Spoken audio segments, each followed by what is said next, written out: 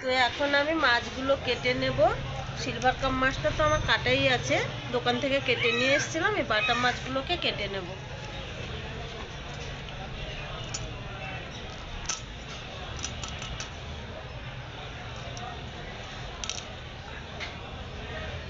বাটাগুলোর size ভালো বলো।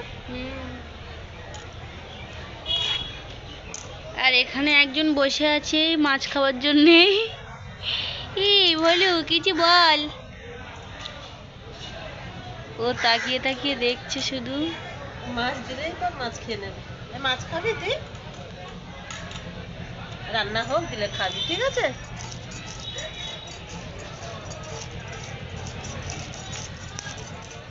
নমস্কার বন্ধুরা, সোনালী ভিলেজ থেকে আপনাদের সবাইকে অনেক অনেক স্বাগত। আমি আজকের আপনাদের সামনে দুটো রেসিপি নিয়ে চলে এসেছি। তো আজকের আমি বাটা মাছের সর্ষে ঝাল বানাবো, দেখুন। আর এই যে দেখছেন সিলভার কাপ মাছ, একে আম দিয়ে টক রান্না করবো। তো এখন আমি মাছগুলো ভেজে নেব। মাছের মধ্যে দিয়ে দেব লবণ, হলুদ,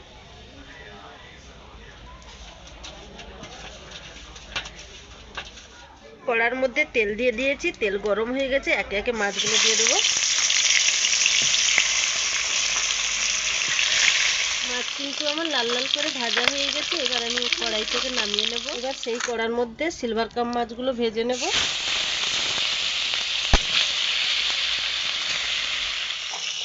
মাছের ঝোল রান্না করার জন্য কড়াইতে সরষের তেল দিয়ে দিয়েছি। ফোড়নে দিচ্ছি দুটো শুকনো লঙ্কা, কালো জিরে। ফোড়ন হয়ে গেলে দিয়ে দিচ্ছি পেঁয়াজ কাটা,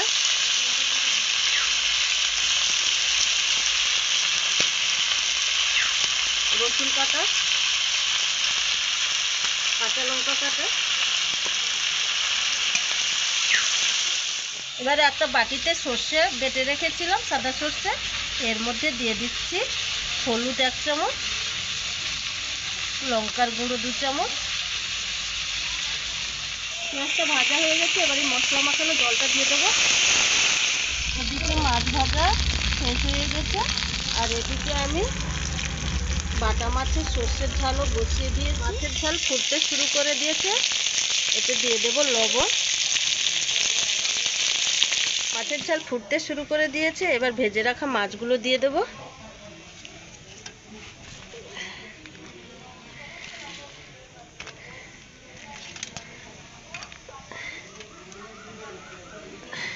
দিয়ে আরও কিছুক্ষণ আমি রান্না করে নেব। এবার কেটে রাখা টমেটোগুলো দিয়ে দেবো।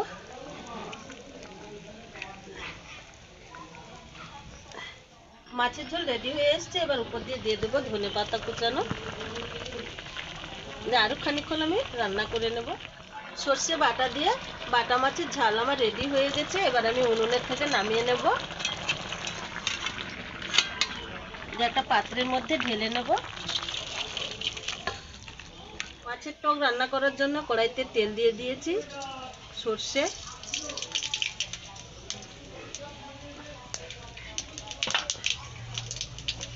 কাঁচা লঙ্কা, আম,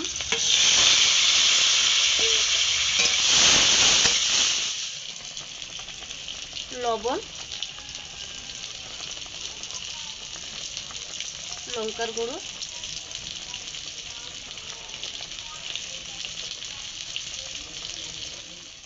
হলুদ গুঁড়ো।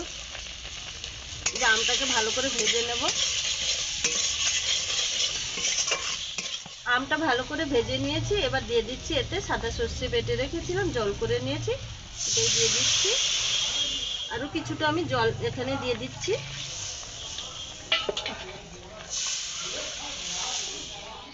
এদিকে আমের টক ফুটতে শুরু করে দিয়েছে, আমগুলোকে একটু খুন্তি দিয়ে চেপে দেব।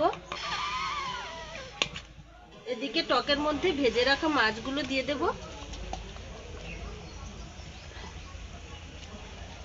মাছের টক রেডি হয়ে গেছে, আমি এবার উনুনের থেকে নামিয়ে নেব।